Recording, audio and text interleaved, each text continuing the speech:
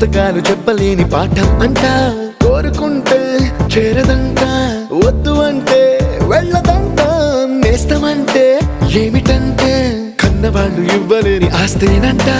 ఇస్తూ నీకై ప్రాణం పంచిస్తూ తన అభిమానం నీలో ప్రతి ఒంటరి తరుణం చెరిపేస్తూ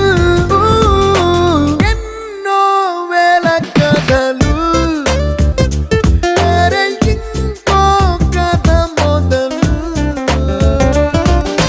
छोटी छोटी छोटी छोटी छोटी छोटी बातें छोटी छोटी बातें बातें मीठी मीठी मीठी मीठी मीठी मीठी यादें मीठी मीठी यादें यादें